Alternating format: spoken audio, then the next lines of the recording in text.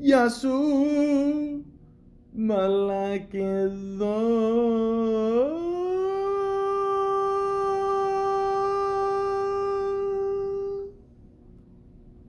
Welcome to the Malaka podcast.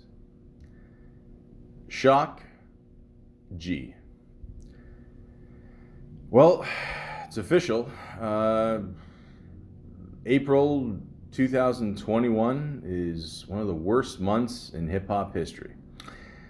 First we lost DMX, then we lost Black Rob, and then we lost Shock G. This sucks, guys. They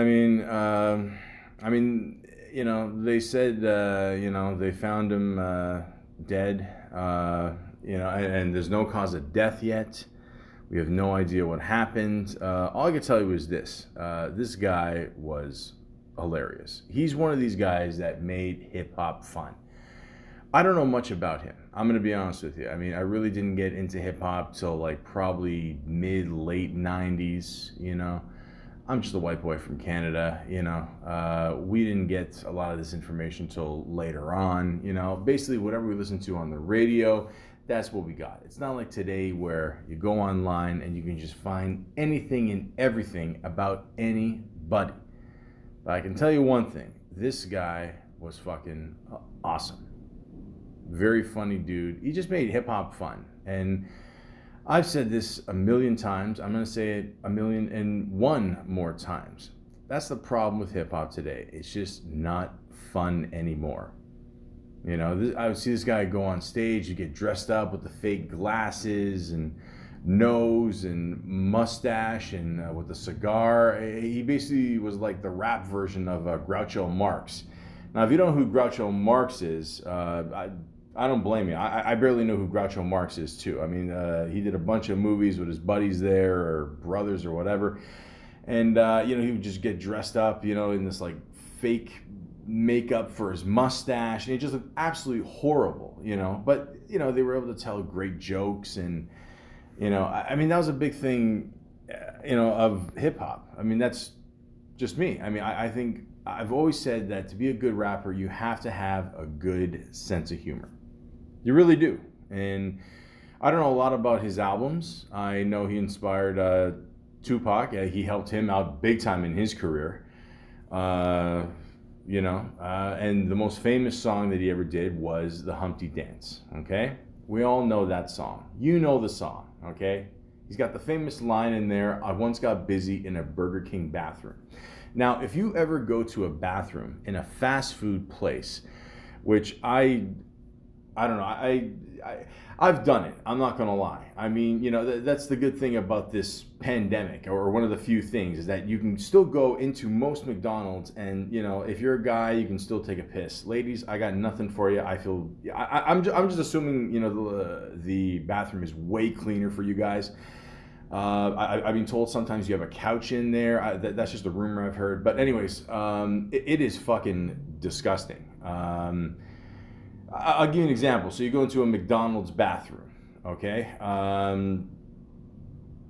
It's just, it always looks like, it hasn't been cleaned for a few days, but then there's that kind of like understated garment or whatever there that, like dust has flown in the wrong place, and that shouldn't be there. And somebody always leaves an old flannel shirt in the stall for some reason, and they have the thing where the little table comes down, and you're supposed to change your baby on that. I don't know how much someone would actually hate their kid to actually do that in a McDonald's, but chances are, I'm assuming it's the same thing in a Burger King bathroom, and people, they probably put their girl on there and they fuck them. That's just what happens, and I don't know if that's what Shock G did, but he's got a lot of balls to do that, and you got to be a horny motherfucker to actually pull that shit off. So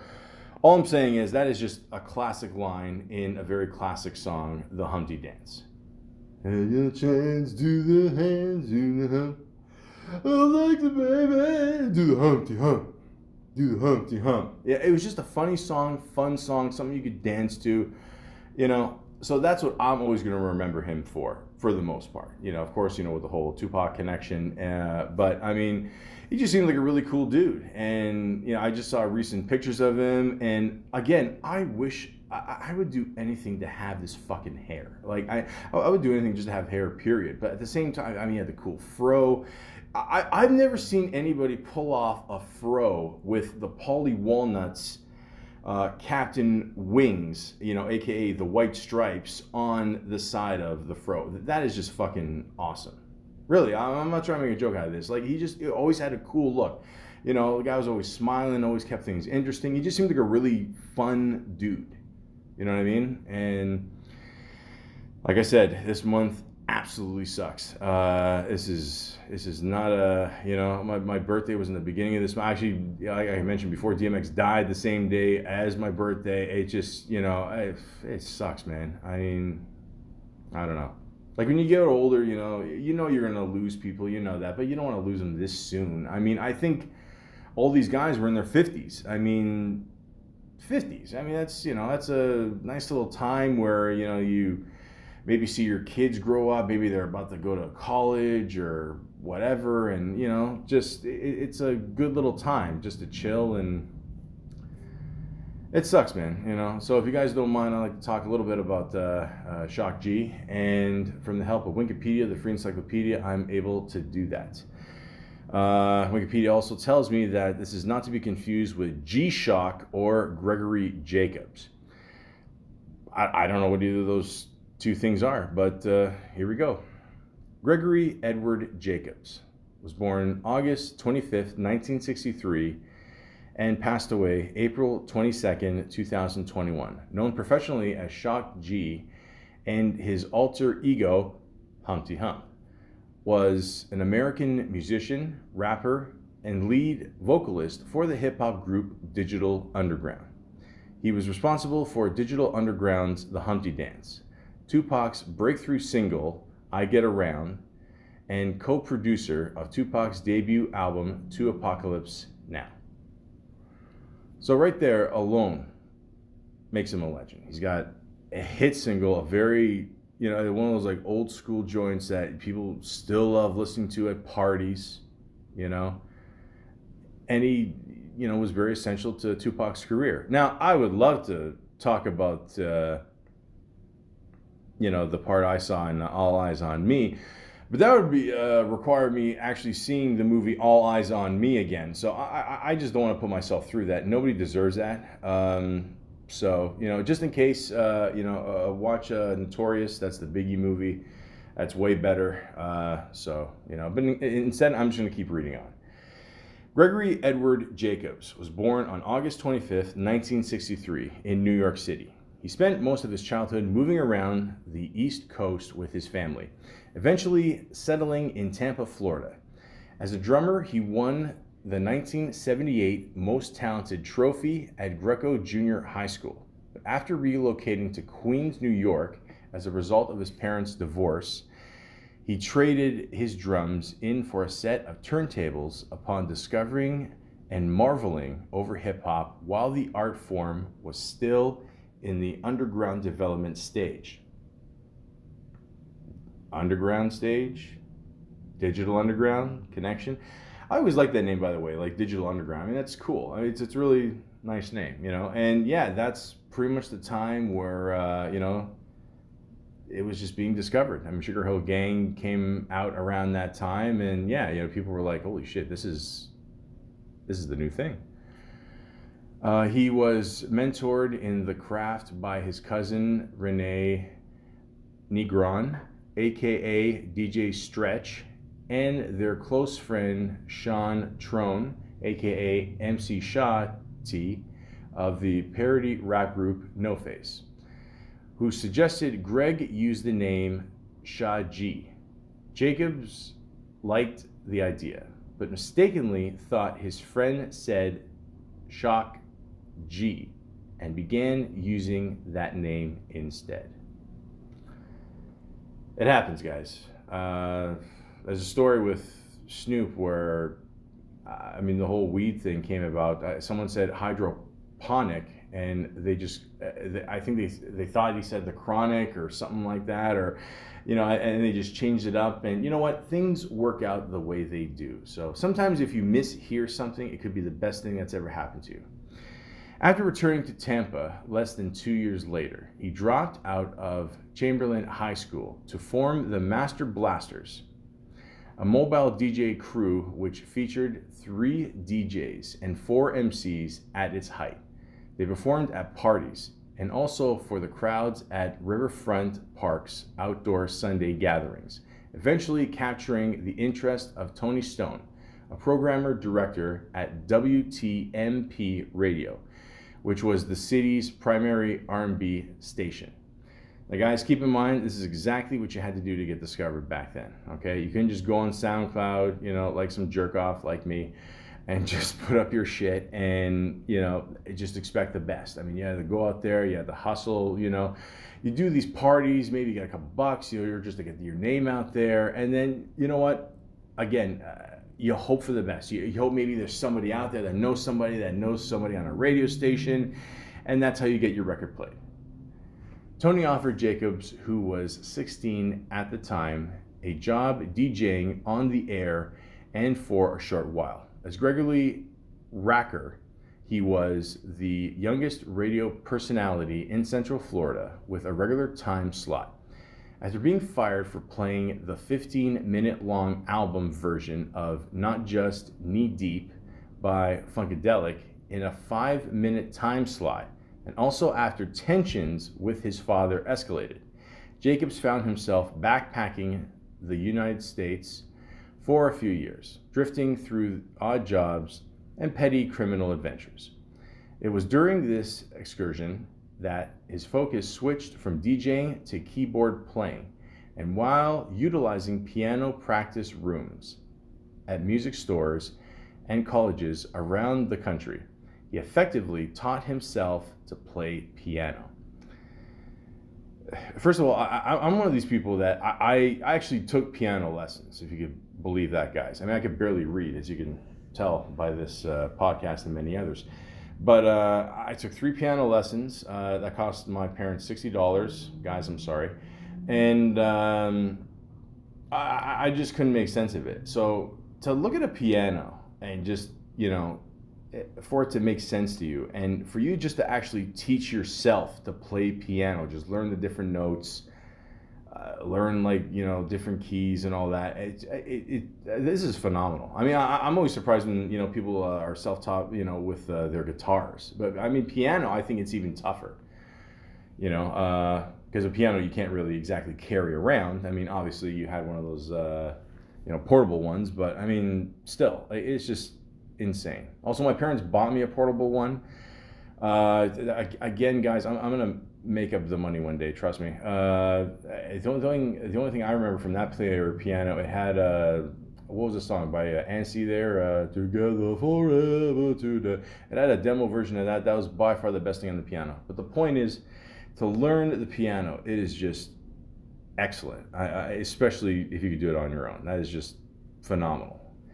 Deciding to pursue music seriously, he returned home, quickly obtaining a diploma and began attending Hillsborough Community College, where he studied music theory under Jim Burge and piano under Patricia J. Trice.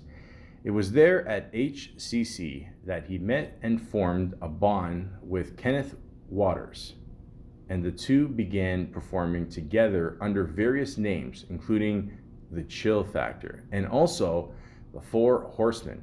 Again, he comes up with these awesome names. I don't know. Again, that alone impresses me.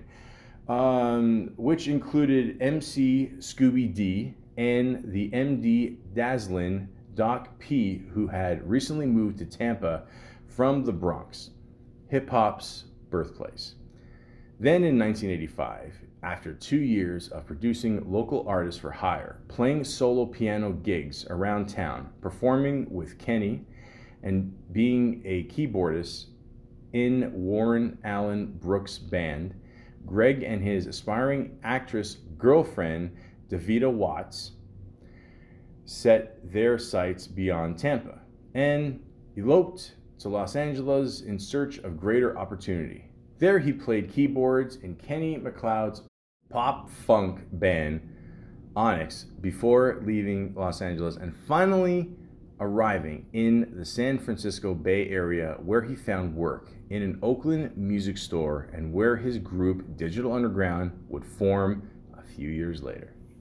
His whole life he's just surrounded by music. I mean, but then again, that's what you do. I mean, like if you're really into music, you just try to find jobs. I mean, it's like with Quentin Tarantino. He loved movies so much, he worked at a video store. You know, I mean, you got to surround yourself to what you love, and that's what he did. And eventually, he formed the group Digital Underground. Soon after relocating to Oakland, California, Shock G formed Digital Underground along with Chopmaster Jay and the late Kenneth Waters, aka Kenny K. After around 15 months of unsuccessful negotiations with various small record companies, in 1988 the trio finally released a 12-inch single on Malaka Records. It featured Your Life's a Cartoon.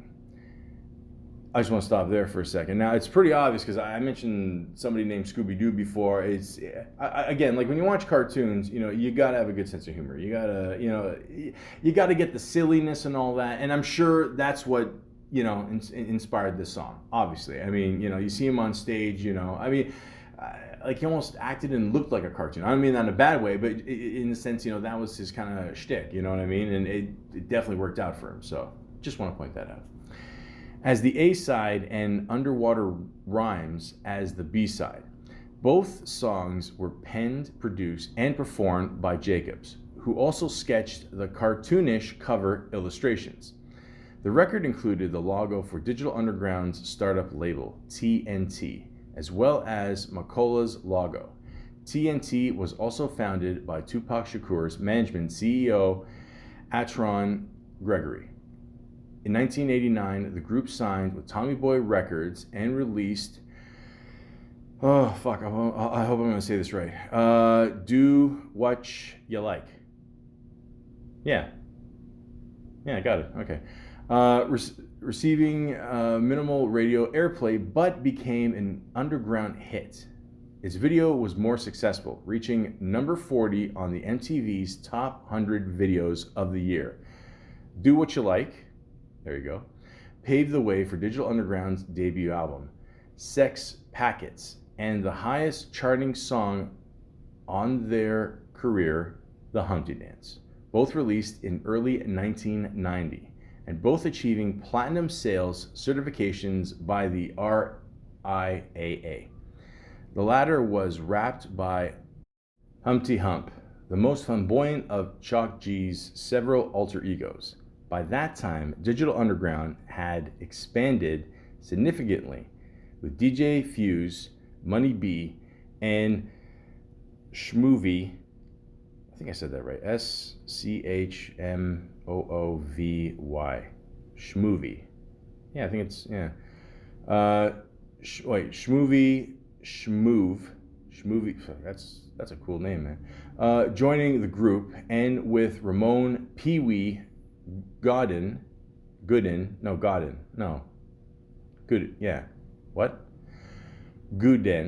and Tupac Shakur joining by 1991. See, I can be a little cartoonish sometimes too. But yeah, I mean, this is awesome. I mean, again, all the hard work paid off, you know? This is, yeah. It's really amazing sometimes, like I do these podcasts and, you know, you just look at a guy, I mean, like a lot of people just look at the guy on stage and it's like, he's a silly guy, he goes on there, whatever. But, you know, it takes a lot, man. You know, like it takes a lot of shit you got to go through. You got to have a little luck as well. And, you know, that's pretty cool. And like I said before, he had other personalities or other identities, as they call it. Throughout Shock G's rapping career, he created several aliases, resulting in characters that were maintained with such reality they were believed to be separate people by some music fans, even with a few industry insiders. As Rockadelic, which I'm sure was definitely influenced by Funkadelic, of course, He illustrated album covers and provided art direction as the Piano Man, which a lot of people know that is Elton John. But again, like he definitely made that popular for sure. He contributed keyboard tracks and music production. His main persona, Shock G, utilized a more natural voice, while he altered his voice to become Humpty Hump, an iconic character with an exaggerated buffoon persona. Colorful clothes, it was 1990, keep that in mind, and a Groucho glasses and nose disguise. I told you, see? I called it. He used a nasal voice for the character Humpty. At most public appearances, Jacobs would show up as one or the other, but at live shows and video shoots, he would use a stand-in or camera tricks to maintain the illusion. A fictional biography was constructed for Humpty, the story being that Edward Elgington Humphrey III, former lead singer of Smooth Eddie and the Humpers, again, these names are fucking awesome, had become a rapper after burning his nose in a kitchen accident with a deep fryer. The story was even told by the late, great Casey Kasem. And now on with the countdown. Himself on his then countdown show, Casey's Top 40. Jacobs also sometimes performed as other characters, including MC Blowfish, Michael Boston. Yeah. Well, either one would work, but Icy Michael Boston, the Computer Woman, Butterfly, spelled with an A, not ER, and Peanut Hakeem. I would love to know the story behind Icy Michael Boston. That's just like that and MC Blowfish are basically porn names. But yeah, so again, the guy was very creative, And I get this feeling, like I said before, very influenced by what he saw, like cartoons, stuff like that, And he, fed that into his art, So that's pretty cool.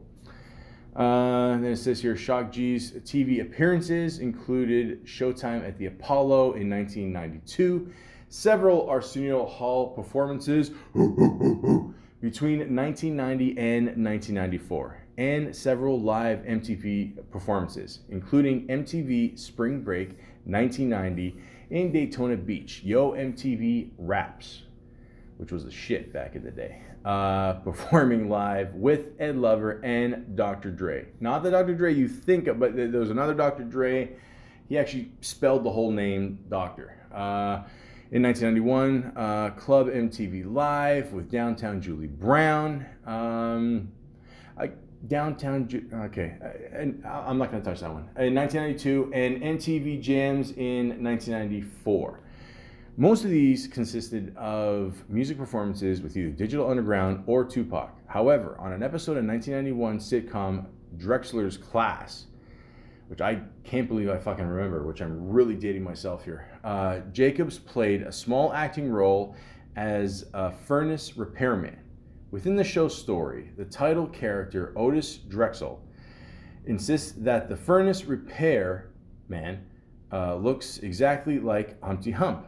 But both himself and his co-worker, Jason Priestley, which I like Jason Priestley, proud Canadian boy. Just be careful, man, when you're racing those cars, okay? Okay? Just saying. Have never heard of any such hip-hop artist, especially not one with such a ridiculous name. Ridiculous. You can say it either way. I don't know. Some people say it, whatever. The episode ends with a live performance of Digital Underground's No Nose Job on a cruise ship full of Sports Illustrated swimsuit models. Oh, what a lucky guy. Which is presented as a scene from one of Mr. Drexler's dreams. With his Digital Underground band members, Jacobs appeared in the Dan Aykroyd directed comedy Nothing But Trouble, appearing as both Shock G and Humpty Hump. The group makes a cameo music performance as well as play a small character role in the film as themselves. Since then, Jacobs appeared in a handful of music documentaries, including Thug Angel, Life of an Outlaw, about Tupac Shakur, and Parliament Funkadelic, of course. One Nation Under a Groove, about George Clinton and P-Funk, both of which received heavy TV rotations, and both of which relied heavily on Jacobs' commentary. On June 24th, 2011, Shock G was featured on an episode of the podcast You Had to Be There, with comedians Nikki Glazer and Sarah Schaffer.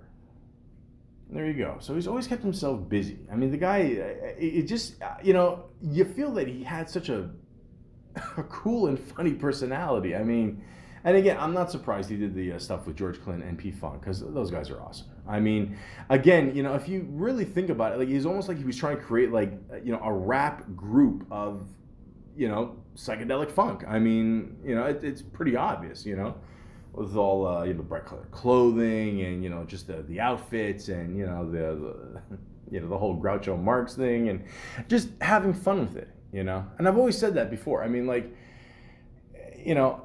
it means a lot that you have fun with your craft, and clearly from what I'm seeing here, and there is a shit ton of albums and songs he appeared on.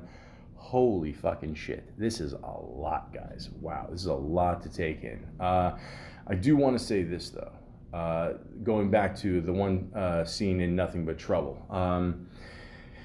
Dan Aykroyd, I mean, it's such a long story there. You can go online. There's a couple specials that people have done about that movie, talking about it, and it was just a crazy movie. It was the first time Dan Aykroyd directed a movie. It's not the best movie. It's not the worst movie. It's an okay movie. You know what I mean? Like, I feel personally, and there's no disrespect to Dan Aykroyd, because Mr. Aykroyd, you are a god to me. Okay, I'm just gonna put that out there. I will do a podcast on you one day. I swear. Okay, I will. But yeah, I mean, it was just a nice little movie. But I mean, the one scene where they all come in there, Digital Underground, and obviously, that was Tupac's first acting performance on film. I mean, this is way before the John Singleton films. And yeah, it just, they just did their thing. And from what I was told, I mean, they had to do the song like a bunch of times, over and over and over. But I was told that Dan Aykroyd just had a ball doing it. I mean, you could tell he was just loving it. And again, Dan Aykroyd was just playing the piano too, so there's that connection there. I'm sure they bonded on that. And it's definitely the scene that definitely sticks out in the whole movie, in my opinion. So that's a really funny scene, and yeah, it's just cool, to see that. Just like here's a guy that just had to go on his own, do his own thing, teach himself the piano, and then it leads to TV shows, movies, albums. It's crazy, And then again, you think of the whole Tupac connection. I mean, where would have Tupac gone if he didn't meet him? I mean, like, who knows? I mean, so that alone, makes him a god right there, But it's just, I mean, what a career, man. Holy shit, And a lot of people say, oh, like he had like only the one hit, But yeah, he had a lot of other hits too, like Same Song, with Tupac in there. And, it's just, if you go and, trust me, you go on Wikipedia, you're going to find a bunch of shit. Like, this is insane. Like, this is absolutely crazy. But one of my favorite tracks that he was on is the Loonies' I Got Five on It remix. Now, if you watch the video, first of all, he's got a great verse on there. Second, he shows up as himself and Humpty Hump, so it's going back and forth with the voices, whatever. And he was just like creative, just the way he did it. And like, it was just cool to seeing him, in different forms, like actually seeing it and not just on the record, you know what I mean? So, and obviously you saw it on other videos as well, but I love that song. Okay, and the term I got five on it, which I believe means, if you got a bunch of buddies with you, everybody's got a little bit of weed, everybody pitch in, you make a nice little blunt, I'm not saying this is what I do, but the point is, he was such a creative guy. And I this is a little bit before my time, but I tried to just give you guys a little bit of, what I remember of Shock G. And like I said, man, and this really sucks. I mean, this is a bad month. I mean, this month has to fucking end already. It just absolutely sucks. So, just remember this guy for what he was, and just like a very cool and funny guy. I mean, that's the persona I saw, from all the videos, and the movie Nothing But Trouble. I mean, that's what I got from him.